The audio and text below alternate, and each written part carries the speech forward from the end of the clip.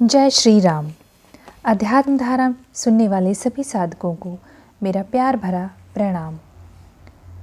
परदादा गुरु महात्मा श्री रामचंद्र जी महाराज या लाला जी के कुछ उपदेश। सतगुरु पर भरोसा करना साधक का प्रथम कर्तव्य है और सतमार्ग की यही प्रथम सीढ़ी है। हम प्रायः यह विचार बना लेते हैं कि हमको सतगुरु पर पूर्ण विश्वास है, किंतु अपने को गहन अध्ययन द्वारा देखने और विचार करने पर पता चलता है कि कितना विश्वास है। यदि हम किसी कार्य के स्वयं चिंतक हैं तो मान लेना चाहिए कि हमको सतगुरु पर पूर्ण विश्वास नहीं है। ज्ञात हो कि किसी कार्य का चिंतन करना और उसके लिए सतगुरु के भरोसे पर प्रयत्न करना पहली बात है और उस कार्य की चिंता में लय हो जाना दूसरी बात। पहली क्रिया सही और उचित है, दूसरी क्रिया त्रुटि युक्त और अनुचित है। साधक जब साधना में आगे बढ़ता है तो उसे सतगुरु से सच्चा प्रेम हो जाता है, जिसकी पहचान है कि जिस किसी व्यक्ति को कोई प्राणी अथवा वस्तु इतनी अधिक प्रिय हो कि उसी के चिंतन में हर समय लगा रहता हो, ऐसा प्रेम यदि सतगुरु से हो तो ठीक, अन्यथा मिथ्या प्रेम है। ऐसे सच्चे प्रेम के 7 लक्षण हैं। पहला, अपने प्रीतम का स्मरण उसके हृदय में हर समय रहे अथवा न्यूनाधिक रूप से पुनः पुनः स्मरण आता रहे। दूसरा, जब प्रीतम का या गुरु का प्रत्यक्ष अथवा चिंतनीय दर्शन किए अथवा उसकी वार्ता सुने बिना कुछ समय बीत जाए तो बेचैन और व्यथित हो जाए। तीसरा, प्रायः यही कहा जाता है और यही विचार किया जाता है कि हमको गुरुदेव से सच्चा और पूर्ण प्रेम है, परंतु परीक्षा करने से सही दशा का पता चलता है कि कितना प्रेम है। चौथा, जब प्रीतम का प्रत्यक्ष या चिंतन में दर्शन करें अथवा उनकी वाणी सुने तो प्रसन्नता से झूम उठें और प्रीतम या गुरुदेव का प्रत्यक्ष अथवा चिंतन में दर्शन करने या बातें सुनने से मन की इच्छा कभी पूरी ना हो या मन कभी उनके दर्शनों से या उनकी याद करने से भरे ना। पांचवा, कोई भी ऐसा कार्य जो गुरुदेव को पसंद ना हो कदापि ना करें। छठा, हर समय इस बात का प्रयत्न करें कि गुरुदेव आपसे प्रसन्न रहें। सातवां, अपने गुरुदेव में कोई त्रुटि दिखाई न पड़े। प्रेम के लिए ये 7 बातें आवश्यक हैं। ऐसा प्रेमी सतनाम को धारण करके और सतगुरु के साथ सत्संग करके जब साधना में आगे बढ़ता है और सतगुरु की कृपा होती है तो वह जीवन मुक्त की अवस्था प्राप्त कर लेता है। इसी अवस्था को स्थित प्रज्ञ या त्रिगुणातीत भी कहते हैं। उससे कोई व्यक्ति उकताता नहीं और ना वह अन्य व्यक्तियों से उकताता है। वह शोक और हर्ष तथा सुख और दुख के बंधन से मुक्त होता है। वह सदैव अपने मन में शांत रहता है। 3 गुणों सत्व, रज और तम से उसका मन चंचल नहीं होता। मान और अपमान, आदर और अनादर उसके लिए एक समान होते हैं। बुद्धि से संपूर्ण संबंधों को छोड़कर अपना कर्तव्य जान लेता है, अर्थात आशा और आकांक्षा को छोड़कर धर्म के अनुसार कार्य करता है। जब यह प्रेम भक्ति का जज्बा मिल जाए और सतगुरु के फैज से दिल की आंतरिक ईश्वरी याद में नई जान पड़ जाए तथा वह बोलने लगे तो सबसे बड़ी ज़रूरत यह है कि खराब और अपवित्र प्रभावों और विचारों से वह नष्ट न हो जाए। मतलब यह है कि जब अभ्यासी को दिल लगने और दिल के लीन होने का आनंद अनुभव होने लगे तो ऐसी सारी संगतों से जो उसके विरुद्ध पड़ती हों तन मन से बचना चाहिए। रहनी सहनी में सादगी, सफाई और पवित्रता का ध्यान रखना उचित है। गुरु का प्रेम जितना अधिक होगा और जितना उस पर भरोसा व विश्वास रहेगा उतनी ही उसके आंतरिक अभ्यास में बल आता जाएगा। जहाँ दूसरी शक्ति से फैज प्राप्त किया जाता है और लाभ उठाया जाता है, वहाँ उस किस्म की संगत की अधिक से अधिक ज़रूरत हुआ करती है, जब तक कि अपने में जमने और कायम रहने की ताकत, योग्यता और हिम्मत न आ जाए। मोहब्बत रंग दे जाती है दिल जब दिल से मिलता है, मगर मुश्किल तो यह है कि दिल बड़ी मुश्किल से मिलता है।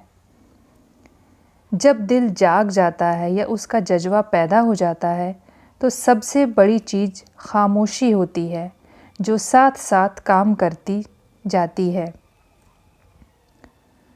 बहुत ढूंढा ना पाया आसमानों में और ज़मीनों में, वह निकले मेरे जलमत खाने दिल के मकीनों में।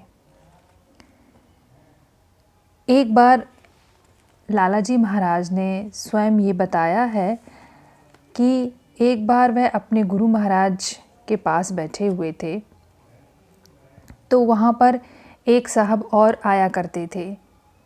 बड़े प्रेमी थे और सेवा भी करते थे, अदब और इज्जत भी करते थे।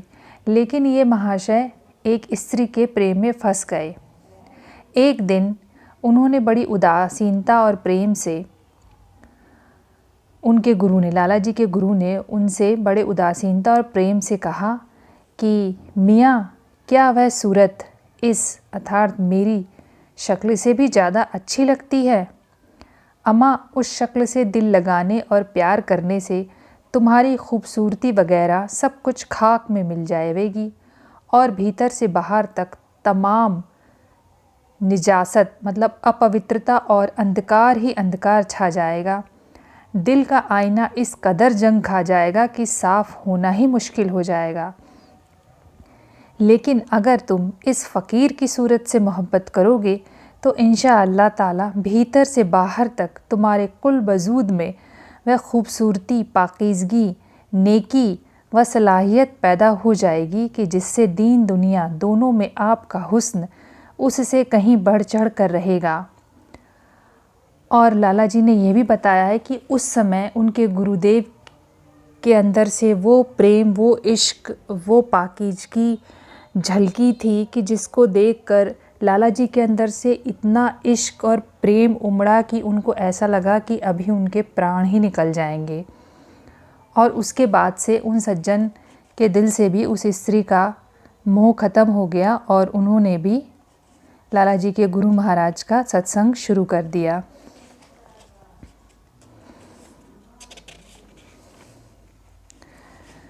तो साधक को साधना करते समय निम्नलिखित नियमों का पालन करना चाहिए।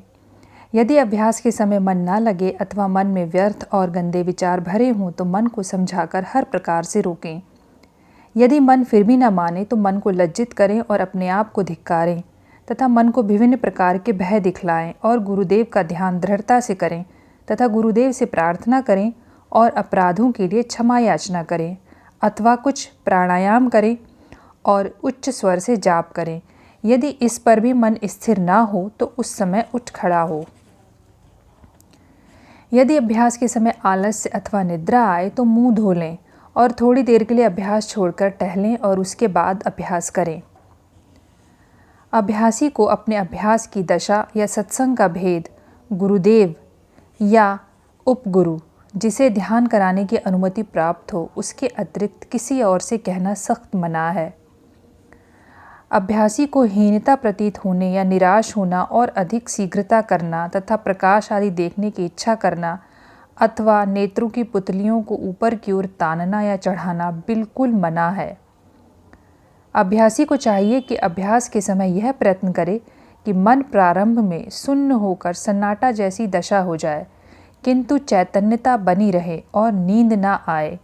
इस प्रकार पूर्ण आनंद मिलता है। इसी दशा का नाम एकाग्रता है। एकाग्र का शाब्दिक अर्थ होता है एक प्लस अग्र अर्थात एक ही आगे। उदाहरण के लिए महाभारत के उदाहरण से इसे समझा जा सकता है। जब पांडव और कौरवों के गुरु ने उनकी परीक्षा लेने के लिए उनसे कहा कि एक पक्षी की दाईं आँख में निशाना भेदना है, तो जब सबने निशाना साधा तो गुरुदेव ने प्रत्येक से पूछा कि तुम्हें सामने क्या दिखाई दे रहा है। तो किसी ने कहा कि हमें आप, पांडव, पेड़, पक्षी और सब दिखाई पड़ रहे हैं। तो किसी ने पेड़ पर बैठा पक्षी और किसी ने कुछ तथा किसी ने कुछ बताया। अंत में गुरुदेव ने अर्जुन के पास जाकर पूछा कि तुम्हें क्या दिखाई पड़ रहा है।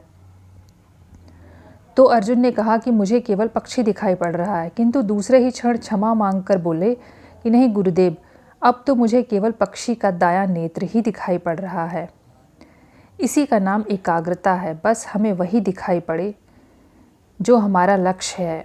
अभ्यास और गुरुदेव की कृपा से लक्ष्य भेद अर्थात लक्ष्य की प्राप्ति संभव हो जाती है।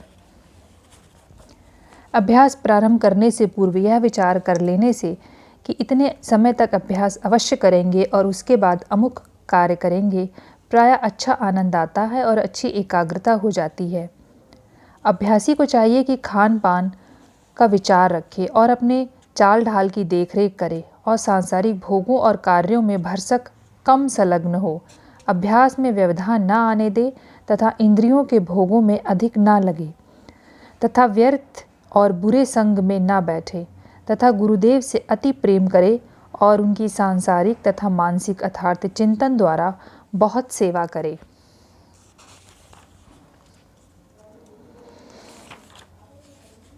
मोहब्बत के लिए दिल ढूंढ कोई टूटने वाला, यह वह मैं है जिसे रखते हैं नाजुक आबगीनों में।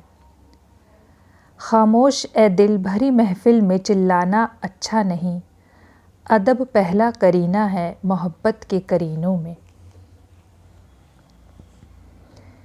एक तो नशीली चश्म यार, उस पे चढ़ा गजब का खुमार, मस्त हैं बेपिए हुए फसले बहार देख कर।